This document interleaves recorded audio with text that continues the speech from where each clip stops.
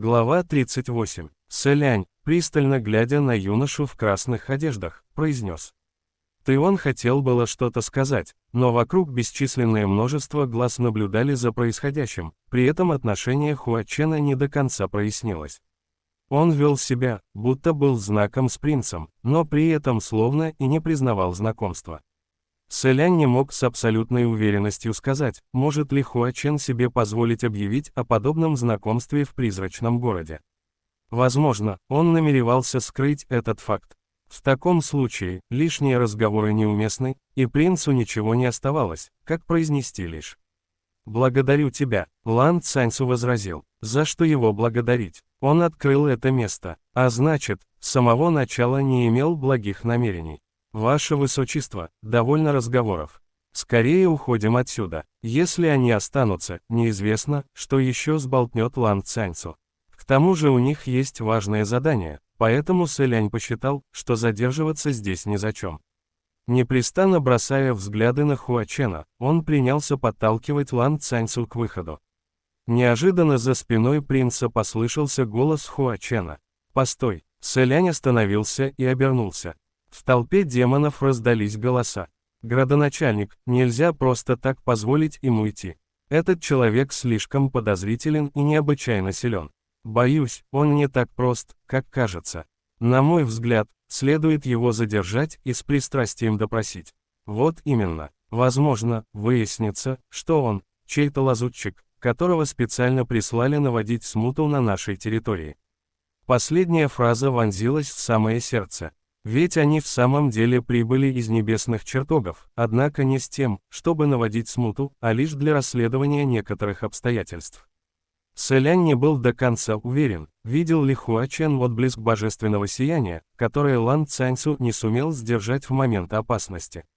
И если все-таки видел, не существует полноценной уверенности, что теперь позволит ему уйти. В сердце Сэляня закралась тревога. Однако Хуа Чен, вопреки ожиданиям, протянул. «Ты не оставишь проигранное». Сэлянь на мгновение застыл. «Проигранное». Лан Цаньцу шагнул перед Сэлянем и настороженно спросил. «Ты снова решил отказаться от своих словаря?» Сэлянь же подумал, если Сань Лан что-то пообещал, то непременно исполнит. Возможно, он имеет в виду что-то другое. Поэтому принц вышел из-за спины Лан Цаньцу и произнес. «Но ведь в этом раунде я победил, разве нет?» Хуа Чен ответил. «Только что ГГ действительно победил, это правда. Однако не стоит забывать, что ранее ты также проиграл один бросок». Сэлянь, остолбенев на миг, ответил. «Но ты сказал, не нужно спешить, этот раз не считается». Заявление о том, что проигрыш не идет в счет, а засчитывается только выигрыш. Рыж звучало откровенной наглостью, однако Сэлянь все же решил отбросить всякий стыд. Хуа Чен ответил, те несколько бросков, сделанные во время игры со мной, конечно, не считаются. Я говорю о первом броске, который ты провел еще в зале. Тогда-то Сэлянь вспомнил, оказалось, Хуа Чен имел в виду те две шестерки, что принц выбросил, когда хотел попробовать сыграть на меньшее. Лан Цаньцу мрачно произнес. «Я же говорил, что он не имеет благих намерений и не собирается так просто отпустить нас, на этот раз я не позволю себя пленить». Судя по всему, он, сгорая от нетерпения, уже приготовился вновь броситься в бой. Сэлянь поспешно задержал Лан Цаньцу и произнес. «Все в порядке, не стоит волноваться, не придется снова ввязываться в драку». Хуа Чен, в свою очередь, наклонил голову набок и спросил. «Ну так как, ГГ, признаешь, любишь играть, умей и проигрывать. Что же еще оставалось делать, кроме как послушно признать поражение?» Поэтому Сэлянь кивнул и ответил. «Признаю». Хуа Чен протянул левую руку. «Тогда отдай мне обещанный выигрыш». «Обещанный выигрыш». Поколебавшись мгновение, Сэлянь сунул правую руку в левый рукав, пошарил внутри и нащупал половинку маньтоу. Не решаясь посмотреть Хуа Чену прямо в глаза, он, собравшись с духом, протянул ему находку и сказал. «Ты говоришь об этом». По правде говоря, вынимая половинку маньтоу из рукава, Сэлянь почувствовал, как его лицо, которое он, несмотря ни на что, сохранял на протяжении 800 лет, внезапно затрещало по швам и вот-вот посыплется. Демоны в главном зале давно уже не находили комментариев происходящему, поэтому просто тихо наблюдали со стороны. Они еще могли принять тот факт, что градоначальник, впервые снизошедший для игры с кем-то, принял в качестве ставки недоеденную маньтоу. Вероятно, просто посчитал это забавным. Но в итоге он всерьез потребовал отдать выигрыш. Нет слов, просто нет словаря. Кое-кто из демонов не удержался от весьма смелого предположения, либо в этой половинке маньтоу кроется какой-то невероятный секрет, либо этот человек, действительно родной брат градоначальника. Хуа Чен же, посмеиваясь, взял маньтоу, поднял на уровень глаз, чтобы рассмотреть, затем помахал ею и объявил. Выигрыш я принимаю. Уверившись в том, что Сань Лан действительно забрал маньтоу, Сэлянь не нашел нужных словарей. Лишь спустя несколько секунд проговорил. Она холодная. И, кажется, немного засохла. Хуа Чен ответил. Ничего, я не возражаю. Такой ответ не оставил Сэлиню возможности для продолжения диалога. Все, что мог, он уже сказал, и потому развернулся и направился на выход. Ранее демоны освободили ему путь, подчиняясь порыву, поскольку увидели в нем смельчака, который вызвался первым. На этот раз ему уступали дорогу, награждая благоговейными, но любопытными взглядами. Сэлянь, пройдя пару шагов, услышал за спиной голоса демонов. Градоначальник, куда вы направитесь теперь?» Хуа Чен лениво протянул. «Сегодня я пребываю в радостном настроении, наведаюсь в дом блаженства». После этой фразы главный зал разразился бурными восклицаниями, будто во время празднования Нового года. Сэлянь вновь не удержался, чтобы не оборотиться, и как раз застал момент, когда Хуа Чен развернулся, подбросил маньтоу, небрежно откусил и снова устремил взгляд в сторону принца. От этой картины Сэлянь на миг застыл, и по какой-то причине почувствовал, что здесь действительно больше нельзя оставаться ни секундой дольше. Ускорив шаг, он вместе с Лан Цаньцу молнией вылетел из игорного дома. Они вырвались наружу и еще долго неслись по улице бегом, едва не сбивая по пути лоточников, торгующих всякой всячиной.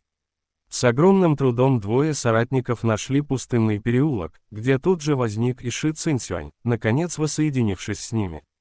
Он махал веером столь яростно, что растрепал волосы ветром. Вот так повезло, едва не попались. Мать честная, я так перепугался, что побледнел со страху. Возможно, из-за слишком быстрого бега сердце Сэляня тоже часто колотилось. Лан Цаньцу согласился. И правда, ваше превосходительство, мне кажется, вы до сих пор выглядите довольно бледно. Ши Цинсюань дотронулся до лица и с улыбкой произнес. Правда, ха-ха-ха-ха, это не от испуга, это у меня от природы КХМ. КХМ, Цаньцу, как бы там ни было, ты же бог войны, покровитель одной из сторон света. Разве можно вести себя столь импульсивно? Мы сейчас находимся на территории мира демонов, что если бы они тебя схватили? Раскрой ты себя, и поползут сплетни, что небожители небесных чертогов устраивают маскарад, проникают в призрачный город и подозрительно себя ведут. Это может пошатнуть покой между тремя мирами, как мы будем объясняться перед владыкой. Лан Цаньцу опустил голову и покорно признал ошибку. Простите, я действительно поступил опрометчиво, затем вновь поднял взгляд и добавил. Но все эти игроки просто утратили остатки совести. Если бы тот мужчина открыл стакан, результат в любом случае оказался бы неблагоприятным, либо для его дочери, либо для конкурентов. Я так разгневался, что решил разбить стакан. Ши Цинсюань произнес. Но тебе не обязательно было сразу вмешиваться самому. Лан Цаньцу, растерявшись, спросил. Но, ваше превосходительство, что мне оставалось? Если бы я не вмешался, никто бы этого не сделал. Вопрос прозвучал столь серьезно, что Ши Цинсюань постучал веером по виску, явно ломая голову над ответом. Но Сэлянь мягко улыбнулся. Не берите в голову. Лан Цаньцу посмотрел на него. Сэлянь добавил. Я думаю, что даже если бы его высочество Тайхуа оказался схвачен, ни под какими пытками он не выдал бы своего истинного статуса. Однако, дабы не позволить никому вытянуть какие-то зацепки из ваших слов, ваше высочество, впредь все же будьте осмотрительнее. Не стоит попадаться в лапы противнику. Лан Цаньцу кивнул. Хорошо, я понял. Ши Цинсюань. Довольно об этом, довольно. Ах, кстати, ваше высочество наследный принц. На это обращение одновременно повернулись оба, и Сэлянь, и Лан Цаньцу. Ши Цинсюань уточнил. О, я имел в виду того из вас, который уже в возрасте.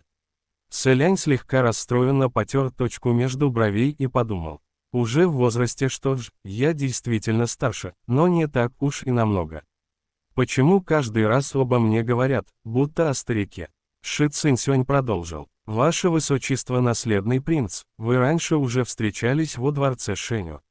Если нет, то я представлю вас друг другу. Это Лан Цаньцу, его высочество наследный принц государства Юнань, бог войны восточных земель. А это Сэлянь, его высочество наследный принц государства Синьлы, известный как небожитель, особенно пользующийся доверием владыки. Сэлиню не нужно было переспрашивать, чтобы понять, что именно хотел сказать Ши Цинсюань, когда запнулся на середине фразы.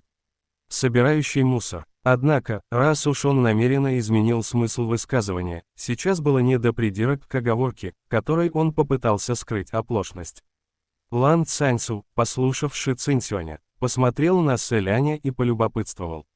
Так вы и есть тот самый его высочество наследный принц, вознесшийся трижды. Видимо, в прошлый раз во дворце Шэню Лан Цаньцу действительно проспал все от начала до конца, и даже не запомнил, кто он такой. Если бы кто-то другой перед Сэлянем произнес подобную фразу, она бы прозвучала, вне всяких сомнений, насмешливо.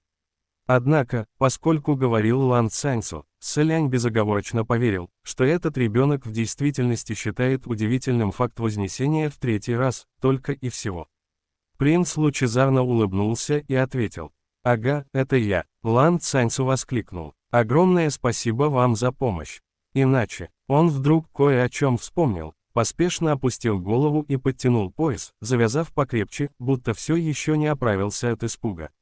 Очевидно, он вовсе не придавал большого значения прошлым отношениям между государствами Синьлы и Юнань. Ши Цинсюаню показалось вполне достаточно познакомить их без лишних формальностей, поэтому он обратился к Сэлиню с другим вопросом. «Ваше Высочество, разве собиратель цветов под кровавым дождем не знаком с вами? Почему только что он прикинулся, что совершенно не знает вас?» Лан Цаньцу, управившись с поясом, спросил.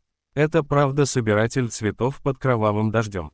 Истинное воплощение?» Сэлянь не успел ответить, когда услышал слова Ши Цинсюаня. Да разве это могло быть истинное воплощение? Хуачен в запасе имеет больше сотни личин, никому не известно, каково его истинное воплощение. В прошлый раз, когда я видел его в крепости Баньюэ, он выглядел примерно так же. Наверняка это лишь измененный облик. Ложный, несомненно. Но Сэлянь все это время держал в голове фразу, которую услышал от Хуачена в монастыре водных каштанов. «Когда мы встретимся в следующий раз, я предстану перед тобой в первоначальном образе». Принц подумал, облик настоящий. Разумеется, он не стал высказывать это вслух. Ведь остальные были уверены, что облик ложный, и только он знал, что это истинное обличие собирателя цветов под кровавым дождем. Принц ощутил себя особенным, будто хранителем какого-то невероятного секрета. Следом пришла мысль. Этот образ Сань Лана не слишком отличается от прежнего, он лишь, кажется, повзрослел и стал немного выше. Получается, что во время нашей первой встречи Сань Лан практически предстал передо мной в настоящем облике. Сэлянь вновь ощутил небольшую беспричинную радость. Ши Цинсюань, в свою очередь, продолжал рассуждать. Все говорят, характер Хуачена непредсказуем. По всей видимости, истинно так. Он ведь очевидно поддался вам, да еще с серьезным видом притворился, что вы не знакомы. Неизвестно, какой замысел он преследовал. Неужели все ради того, чтобы мы ослабили бдительность? Пока он говорил, Сэлянь несколько раз прокашлялся. Оказалось, всем было очевидно, что Хуачен во время игры поддался ему. И неудивительно, ведь для описания той ситуации вместо фразы «спустил воду» больше подошло бы вовсе убрал заслонку. Один Лан Цаньцу ничего не разглядел, и потому нахмурился. Он поддался. Почему? Двое собеседников похлопали его по плечу и в молчаливой договоренности избрали ничего ему не объяснять, оставив Лан Цаньцу наедине с мыслями о том, почему Хуачен поддался Селиню, может быть, все потому, что они знакомы. Они развернулись и двинулись по переулку. Селянь обратился к Ши Цинсюаню. Теперь мы, можно сказать, выдали себя. Как будем действовать дальше? Сменим облик и попытаемся снова. Не думаю, что это хорошая идея, толку не будет. Его высочество Тайхуа своим ударом привлек к себе столько внимания, что в призрачном городе наверняка усилят меры предосторожности. Ши Цинсюань. По правде говоря, я был готов к разоблачению, но не ожидал, что оно произойдет настолько быстро. Селянь вздохнул. Понимаю, Ши Цинсюань. Ну что ж, раскрыли, так раскрыли. Раз уж мы выдали себя, может быть, вы выступите в открытую. Селянь в душе догадался, что означает это выступить в открытую. И действительно, далее Ши Цинсюань произнес. Ведь теперь, если мы не хотим быть пойманными на лжи, вам остается только в открытую отправиться к Хуачину и сказать, что вы пришли специально, чтобы повидаться с ним. Ему ведь известно, что вы – небожитель небесных чертогов. Если да, то вполне подойдет объяснение, что вы прихватили с собой пару младших товарищей. Селянь еще не успел ничего ответить, когда Лан Цаньцу, услышав предложение, возразил. Не годится, Ши Цинсюань. Почему не годится? Лан Цаньцу серьезно ответил. Ваше высочество Синьлы, вы ведь знакомы с собирателем цветов под кровавым дождем. Селянь кивнул. Лан Цаньцу продолжил. Тогда, конечно, не годится. Пусть, как мне кажется, этого князя демонов хорошим человеком не назовешь, Вюи же он позволил вам выиграть, должно быть, потому что считает вас своим другом. Если это так, вы ни в коем случае не можете лгать, тем самым обманывая доверие друга. Ши Цинсюань, будто мучимый головной болью, воскликнул. Ай-яй, Цаньцу, ну почему ты такой твердолобый? Селянь же с улыбкой кивнул. Отлично сказано, ваше высочество Тайхуа. Лан Цаньцу улыбнулся в ответ. Так вы согласны со мной? Ши Цинсюань, что же здесь отличного? Мы с вами, позвольте напомнить, 3 небожителя. Если вернемся с пустыми руками, и об этом узнают все, наверняка скажут, что от нас пользы меньше, чем от дворца Линуань. Позора не оберемся. Селянь широко улыбнулся, собираясь что-то сказать, как вдруг услышал за спиной нечеловеческие крики и шум. Троица машинально обернулась на звук и увидела, что снаружи переулка пронеслась толпа нечисти в погоне за чем-то, выкрикивая. «Где этот мелкий выродок с забинтованным лицом? Где он?» Селянь, увидев настороженность на лицах двоих спутников, произнес. «Не обращайте внимания, это не за нами». Не успел он договорить, как их ушей достиг надрывный пронзительный крик, резанувший слух.